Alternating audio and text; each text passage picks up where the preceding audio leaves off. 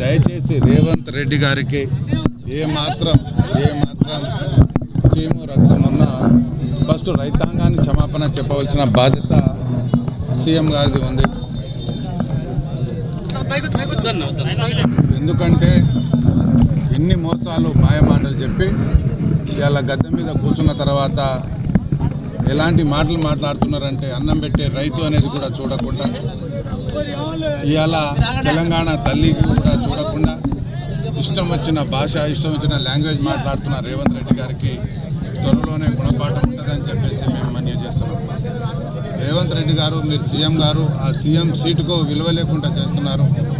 మీరు దయచేసి ఏమాత్రం హ్యుమానిటీ ఉన్నా, ఏమాత్రం ఎథిక్స్ మోరల్స్ ఉన్నా దయచేసి అన్నం పెట్టే రైతాంగానికి మోసం చేసినోడు ఎవడు బాగుపడలేదు.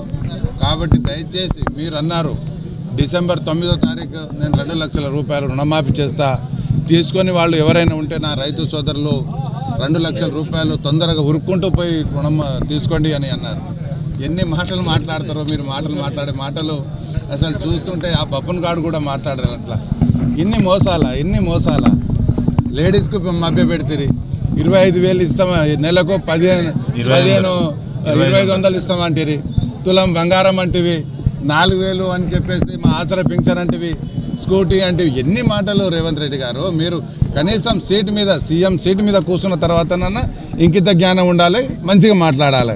మనం ఎవరు 1000 సంవత్సరాలు బతకడానికి రాలే, కానీ బతికే 4 రోజులైనా అరే పలాని సీఎం ఎట్లా ఉండే, మాట ఇస్తే మాట నిలబెట్టుకున్నాడు అలా అని చెప్పేసి మాట్లాడాలి. కానీ మీ భాషకు మీరు ఏం మాట్లాడుతున్నారో అర్థమవుతలేదు. ప్రజలు అసహించుకుంటున్నారు ఆ సీఎం సీట్లో ఇలాంటి వాళ్ళను కూర్చోబెట్టామా అని చెప్పేసి.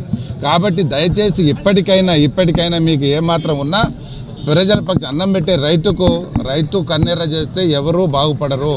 కాబట్టి రైతుల పక్షాన బీఆర్ఎస్ పార్టీ, బీఆర్ఎస్ నాయకులు 24 గంటలు కొట్టాడడానికి సిద్ధంగా రంగంలోకి దిగాం. ఇక మీకు నిద్రపోయేది లేదు, మేము నిద్రపోయేది లేదు. కాబట్టి దయచేసి ఇప్పటికైనా మీరు ఏదైతే 6 గ్యారంటీలు ఇచ్చారో 6 గ్యారంటీలు పూర్తి చేయడానికి ప్రయత్నం చేయండి. ఒకరోజు లేట్ అయినా పర్వాలేదు, కానీ కరెక్ట్గా రుణమాఫీ చేయాలి. ఎలాంటి బేషరతులు లేకుండా 2 లక్షల రూపాయలు రైతాంగానికి రుణమాఫీ చేసేంత వరకు మేము మీకు నిద్రపోనీయం బిడ్డ అని చెప్పేసి మేము ఈ సభాముఖంగా రైతాంగ పక్షాన నేను ఇది వార్నింగ్ అనుకోండి, రిక్వెస్ట్ అనుకోండి. దయచేసి కరాటే రాజు గారు కూడా చాలా